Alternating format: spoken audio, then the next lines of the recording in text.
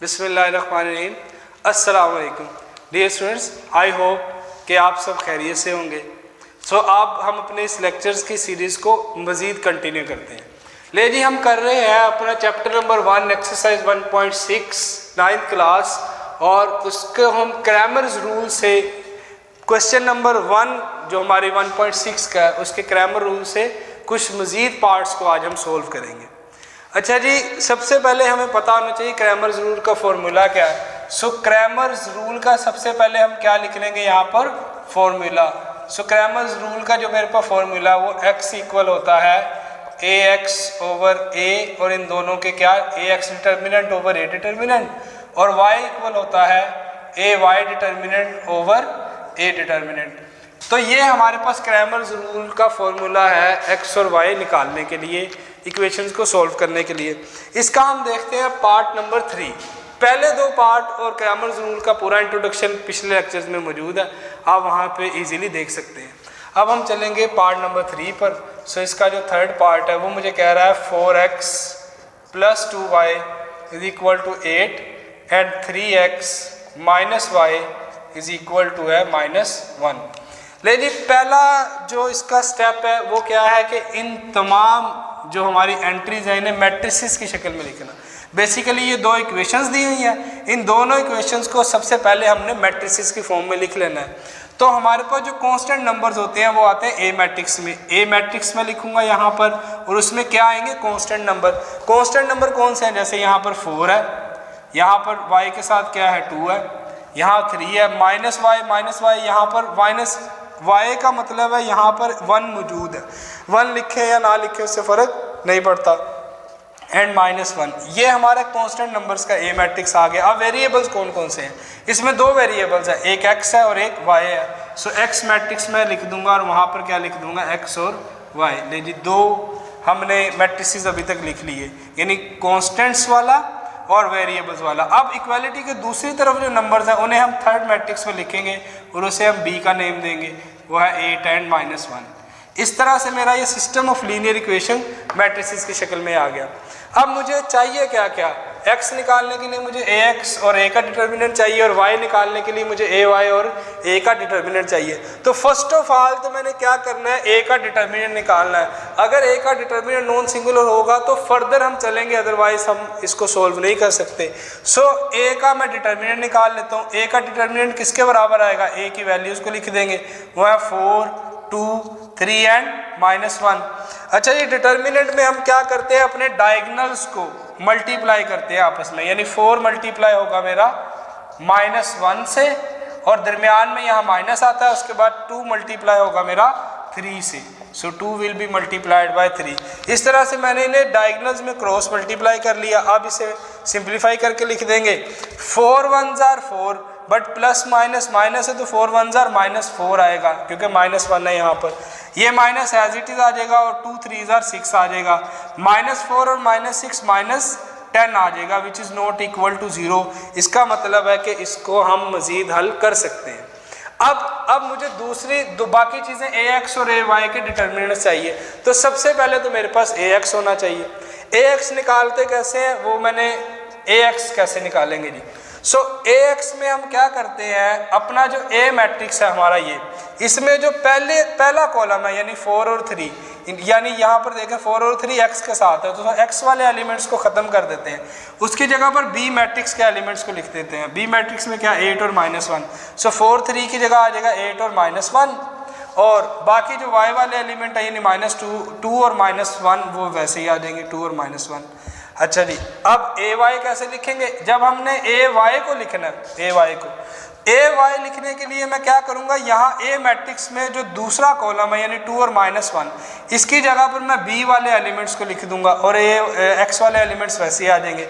ये समझ लें, ये y के साथ 2 और -1 है, y वाले ख़त्म करके उसकी जगह पर हम b वाले मैट्रिक्स की एंट्रीज को लिख देंगे। ay में पहली 4 और 3 तो मेरा सेम ही आ जाएगा, और यहाँ पर जो 2 और -1 है इसकी जगह पर मैंने 8 और -1 लिख देना है, 8 एंड -1। इस तरह से मैंने क्या किया जी, ax और ay की वैल्यूज़ भी निकाल ली। अब मुझे चाहिए ए एक्स का डिटर्मिनेंट और ए वाई का डिटर्मिनेंट, तो मैं ए एक्स और ए वाई के डिटर्मिनेंट्स भी फाइंड आउट कर लूँगा।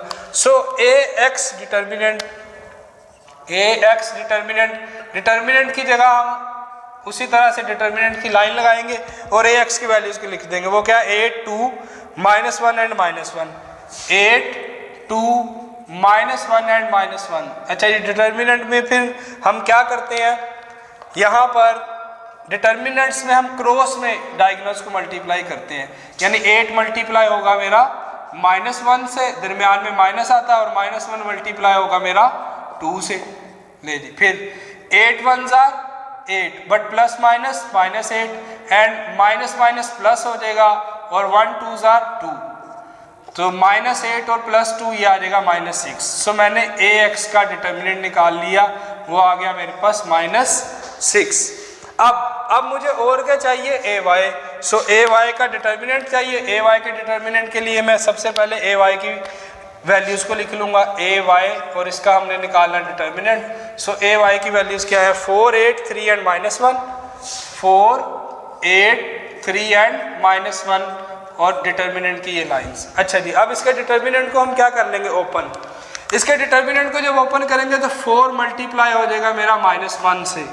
सो 4 विल बी मल्टीप्लाइड बाय -1, और दूसरा 3 मल्टीप्लाई किससे हो जाएगा मेरा, 8 से। दरमियान में माइनस आता है और 3 मल्टीप्लाई हो जाएगा मेरा 8 से। मजीद हल कर लेंगे, 4 1 4, बट प्लस माइनस माइनस है तो -4 आएगा यहाँ पर, -8 3 24। अब इन दोनों को ऐड करें, -24 और -4, ये आ जाएगा -28। सो ए वाई का डिटर्मिनेंट भी मैंने निकाल लिया, वो है -28।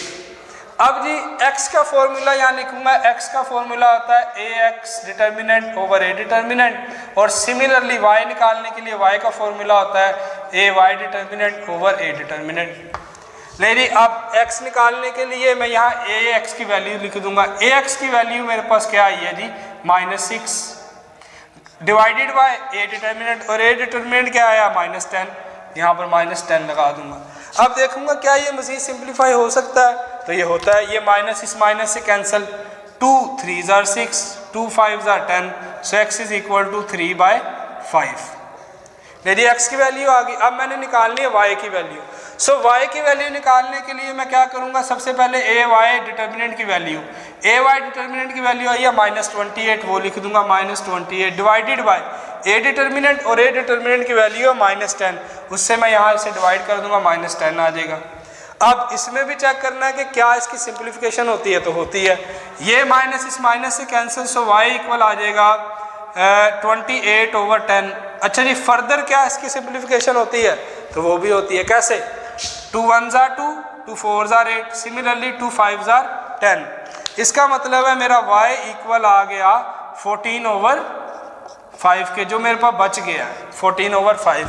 तो इस तरह से हमने x की वैल्यू निकाल ली 3/5 और y की वैल्यू निकाल ली 14/5।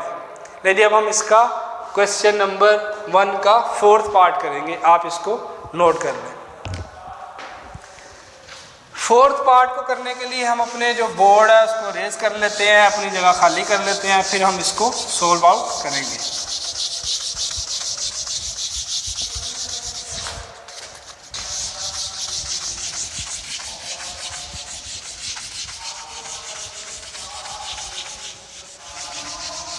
ले जी, अब इसका मैं यहाँ पर सबसे पहले क्या करूँगा, 4th पार्ट यहाँ पर मैं लिख लूँगा।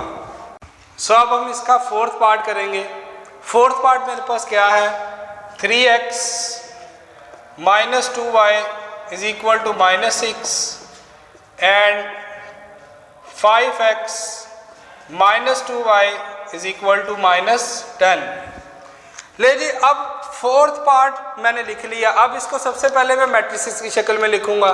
मैट्रिसेस में सबसे पहले ए मैट्रिक्स आता है, और ए मैट्रिक्स में हम क्या करते हैं, जितने हमारे कांस्टेंट नंबर्स हैं वो लिख लेते हैं। कांस्टेंट से मुराद है x y के बिना, यानी 3 -2 5 एंड -2। ले जी, कांस्टेंट नंबर्स मैंने ए मैट्रिक्स में लिख लिए। वेरिएबल्स हैं x और y, उनको हम x मैट्रिक्स में लिखते हैं। x और y को मैंने लिख लिया x मैट्रिक्स में, और जो मेरे पास इक्वालिटी के दूसरी तरफ है उन्हें हम थर्ड मैट्रिक्स का नेम देते हैं, और वो क्या है मेरे पास बी, यानी -6 और 10 ये मेरे आ जाएंगे बी में, -6 और -10। अब क्रैमर्स रूल में मुझे क्या क्या चाहिए, एक ax का डिटर्मिनेंट चाहिए और a का डिटर्मिनेंट। सिमिलरली y निकालने के लिए ay का डिटर्मिनेंट चाहिए और a का डिटर्मिनेंट। तो सबसे पहले मैं a का डिटर्मिनेंट निकालूंगा, अगर a का डिटर्मिनेंट नॉन सिंगुलर होगा तभी हम आगे सोल्व कर सकते हैं, वरना नहीं। सो a के डिटर्मिनेंट निकालने के लिए हम a की वैल्यूज को लिख लेंगे, वो क्या है 3, -2, 5 एंड -2। डिटर्मिनेंट में हम क्या करते हैं, डायगोनल्स के एलिमेंट को क्रॉस में मल्टीप्लाई कर देते हैं, यानी मेरा 3 मल्टीप्लाई हो जाएगा किससे, -2 से, दरमियान में माइनस आता है, और 5 मल्टीप्लाई हो जाएगा मेरा -2 से। अब इसे मजीद हल करेंगे, 3 2s are 6 but plus minus, so -3 2s are -6 and -2 और ये बाहर वाला माइनस, ये दोनों मल्टीप्लाई होंगे तो प्लस आ जाएगा, और 5 2s are क्या आ जाएगा मेरे पास 10। अब जब मैं इसे सिंप्लीफाई करूंगा, सो 10 में से -6 करूंगा 4 आ जाएगा, सो a का डिटर्मिनेंट आ गया मेरे पास 4। अब मुझे और क्या चाहिए, ax का डिटर्मिनेंट। उसके लिए सबसे पहले मेरे पास ax होना चाहिए। सो ax को लिखने का क्या तरीकाकार है, ax को लिखने का तरीकाकार ये है कि जब मैंने ax लिखना है तो a मैट्रिक्स में x वाले एलिमेंट यानी 3 और 5 जो हैं इनकी जगह पर मैंने b वाले मैट्रिक्स के एलिमेंट्स को लिख देना है, यानी -6 और -10 आ जाएगा x वाले एलिमेंट्स की जगह, और बाकी -2 और -2 वैसे ही y वाले रह जाएंगे, -2 और -2 एज इट इज आ जाएंगे। अब ay लिखना है, सो ay लिखने का क्या तरीकाकार है, जब ay लिखना है तो पहले x वाले एलिमेंट तो वैसे ही आ जाएंगे, यानी 3 और 5 वैसे ही आ जाएगा, y वाले एलिमेंट क्या है -2 और -2, इनकी जगह पर ये b वाले मैट्रिक्स जो है, यानी b वाले मैट्रिक्स के एलिमेंट्स यानी -6 और -10 वो आ जाएगा, -6 और -10 आ गया मेरे पास, ax भी आ गया, ay भी आ गया। मजीद मुझे चाहिए ax का डिटर्मिनेंट, तो मैं ax का डिटर्मिनेंट फाइंड आउट करूंगा, और y निकालने के लिए ay का डिटर्मिनेंट, सो ay का डिटर्मिनेंट भी मैं फाइंड आउट करूंगा। सो ax डिटर्मिनेंट के लिए मैं ax की वैल्यूज को लिखूंगा, वो है -6, -2, -10 एंड -2, -6, -2, -10 एंड -2। अब ax का जब डिटर्मिनेंट निकालेंगे तो क्या करते हैं, डिटर्मिनेंट में हम क्रॉस में डायगोनल्स को मल्टीप्लाई करते हैं, -6 मल्टीप्लाई होगा मेरा -2 से, -6 -2 से दरमियान में माइनस आ जाएगा, और -10 मल्टीप्लाई हो जाएगा मेरा -2 से। अब इसे मजीद सिंप्लीफाई कर लेते हैं, जब इसे मजीद सिंप्लीफाई करेंगे सो 6 2s are 12, minus minus plus, plus 12 आ जाएगा, ये भी माइनस माइनस प्लस, और 10 2s are 20, सो लेकिन माइनस माइनस प्लस और ये माइनस माइनस आ जाएगा, और 10 2s are आ जाएगा 20, सो 12 माइनस 20, तो आंसर आएगा -8।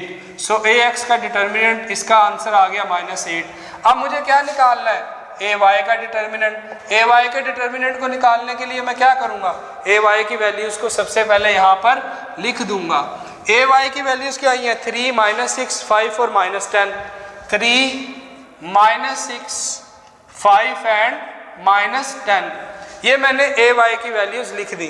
अब ay का डिटर्मिनेंट निकालने के लिए फिर वही तरीकाकार है कि हमने इसके जो डायगोनल्स हैं उन्हें क्रॉस में मल्टीप्लाई कर देना है, यानी 3 मल्टीप्लाई हो जाएगा मेरा किससे, -10 से, दरमियान में माइनस आएगा, और 5 मल्टीप्लाई हो जाएगा मेरा -6 से, 5 मल्टीप्लाई होगा -6 से। अब 3 10s are 30 plus minus -30, similarly -6 और ये माइनस प्लस हो जाएंगे, 5 6 are 30, सो 30 -30 वो ऑब्वियस सी बात है कि 0 आएगा, 30 से क्या हो जाएगा, कैंसल आउट हो जाएगा।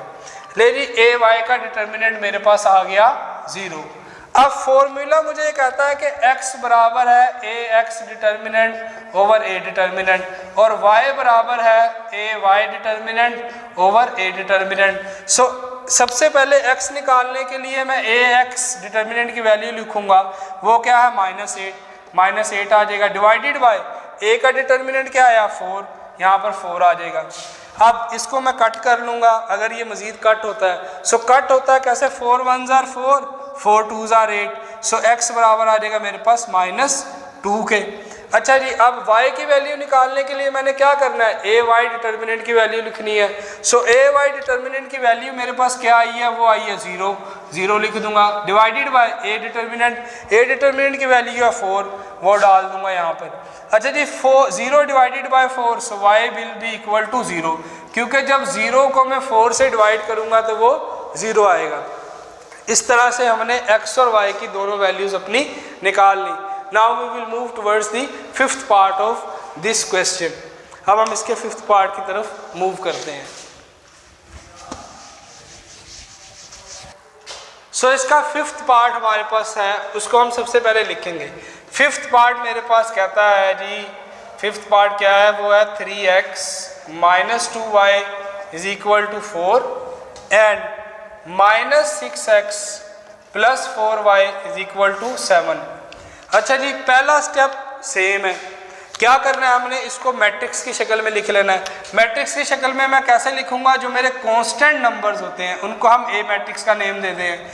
कांस्टेंट यहाँ पर क्या है, 3 माइनस 2 माइनस 6 और 4। ले जी, मैंने कांस्टेंट नंबर्स को लिख लिया। अब एक्स मैट्रिक्स लिखेंगे। एक्स मैट्रिक्स क्या होते हैं, वेरिएबल्स। तो यहाँ पर 2 वेरिएबल्स इस्तेमाल हुए हैं, एक्स और वाई, मैं उन्हें लिख लूँगा, यानी एक्स एंड वाई। उसके बाद जो इक्वालिटी के दूसरी तरफ 4 और 7 है, ये बी मैट्रिक्स में आ जाते हैं, यानी 4 और 7 मैंने ये तमाम इन इक्वेशंस को मैट्रिसेस की शक्ल में लिख लिया। अच्छा जी, अब x निकालने के लिए क्रैमर्स रूल में मुझे ax का डिटर्मिनेंट और a का डिटर्मिनेंट चाहिए, और y निकालने के लिए ay का डिटर्मिनेंट ओवर a डिटर्मिनेंट चाहिए। यानी मुझे यहाँ a डिटर्मिनेंट भी चाहिए, ax भी चाहिए, ay भी चाहिए। लेकिन ये सारे का सारा हम तब सोल्व करेंगे अगर मेरा a डिटर्मिनेंट नॉन जीरो आएगा। यानी पहला स्टेप क्या होगा कि मैंने a का डिटर्मिनेंट निकालना है। अगर वो ज़ीरो नहीं आता, नॉन सिंगुलर से मुराद है वो ज़ीरो ना आए, तो हम इसे मज़ीद हल कर सकते हैं। लेकिन अगर इसका डिटर्मिनेंट ही ज़ीरो आ जाए तो हम मज़ीद हल नहीं करेंगे। ले जी, अब मैं a का डिटर्मिनेंट निकालता हूँ और चेक करता हूँ कि वो सिंगुलर है या non singular. So a matrix लिखेंगे।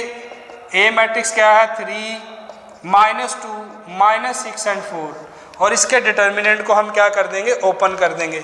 जब डिटर्मिनेंट को ओपन करते हैं तो क्या करते हैं, डायगोनल्स को आपस में क्रॉस में मल्टीप्लाई करते हैं। 3 मल्टीप्लाई होगा मेरा 4 से, दरमियान में माइनस आ जाएगा, और माइनस 6 मल्टीप्लाई होगा मेरा माइनस 2 से, एंड माइनस 6 माइनस 2 से मेरा मल्टीप्लाई हो जाएगा। अब 3 4 आर 12, माइनस माइनस प्लस, और ये माइनस माइनस, 6 2 आर, वो भी क्या आ जाएगा 12।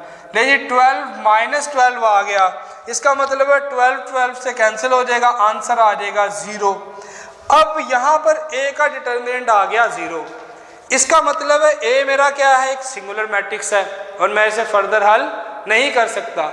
मैंने आपको बताया कि अगर a का डिटर्मिनेंट नॉन सिंगुलर होगा, यानी उसका आंसर 0 नहीं आएगा, तभी हम मज़ीद हल कर सकते हैं क्वेश्चन को, इसके अलावा हम हल नहीं कर सकते। सो जब वैसे ये क्या आ गया 0 के इक्वल, तो इसका मतलब है कि इसका सोल्यूशन पॉसिबल नहीं है, क्योंकि ये एक सिंगुलर मैट्रिक्स है। सो अगर ये हल नहीं होता तो आपने एंड पे एक जुमला लिख देना है। आपने क्या लिख देना है, as a determinant is equal to 0, यानी a डिटर्मिनेंट 0 है, so it is a singular matrix. ये क्या है जी, हमारे पास एक सिंगुलर मैट्रिक्स है। अगर ये सिंगुलर मैट्रिक्स है तो फिर क्या है, so it's solution is not possible. तो इसका सॉल्यूशन क्या है जी, पॉसिबल ही नहीं है। So it's solution is not possible. ले जी, ये एक ट्रिकी क्वेश्चन है और बड़ा इंपॉर्टेंट भी है। बोर्ड में क्या होता है, जब इस क्वेश्चन को दे दिया जाता है तो बच्चे क्या करते हैं, a का डिटर्मिनेंट 0 भी आ जाता है तो फिर भी x और ay निकाल के इसे हल कर रहे होते हैं, तो वो एक गलत तरीकाकार है। एग्जामिनर आपसे सिर्फ ये रिक्वायर कर रहा है कि आपने इसको बता देना है कि ये एक नॉन सिंगुलर मैट्रिक्स है, इसका सोल्यूशन पॉसिबल नहीं है, और यहाँ ही क्वेश्चन ख़त्म कर देना है। अगर चाहे ये लॉन्ग क्वेश्चन भी आया हुआ है तो आपने इतना लिख के इसको ख़त्म कर देना, आपको मार्क्स पूरे मिलेंगे। सो डियर स्टूडेंट्स, हमारा ये सिलसिला जारी है। इंशाअल्लाह ताला हम इसके फर्दर पार्ट्स नेक्स्ट लेक्चर में करेंगे। तब तक के लिए